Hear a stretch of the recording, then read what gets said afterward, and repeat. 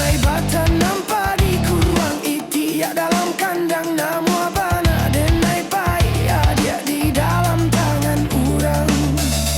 Dikijoknya denai dikijoknya den ada ndak namu ado dikijoknya juo baru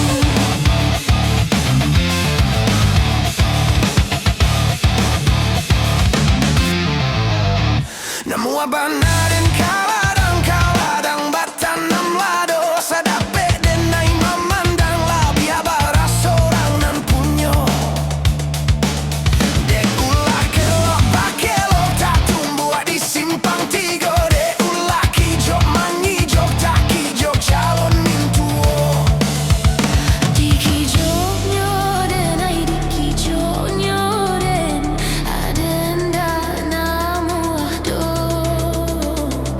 dikijoknya juo baru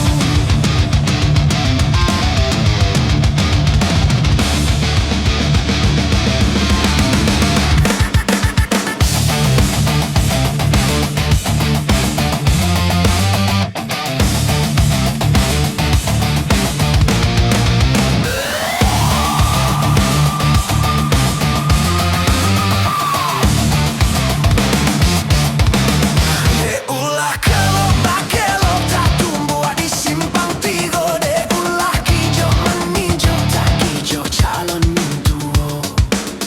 kau denai bata nampak di kurung itiak dalam kandang namu abana denai paya dia di dalam tangan orang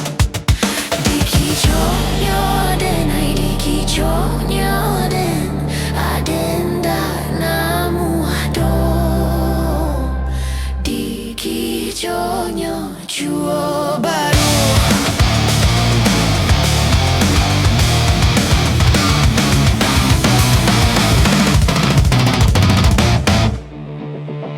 namu abana den kaladang batanam lado sadape denai memandang labi abara seorang nan punyo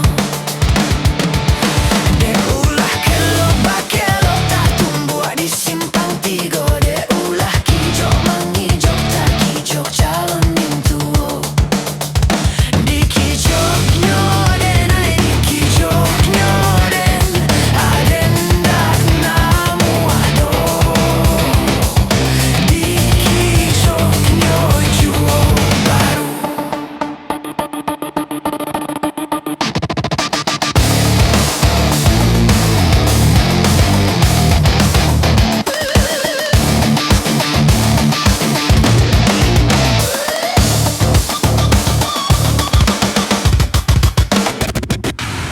de ulah kelok bakelok tak tumbuh di simpang tiga de ulah kijok mangijok tak kijok calon mintuo kau denai bata nampak di kurang itiak dalam kandang namu abana denai paya dia di dalam tangan orang dikijoknya denai dikijoknya den ada ndak namu ado di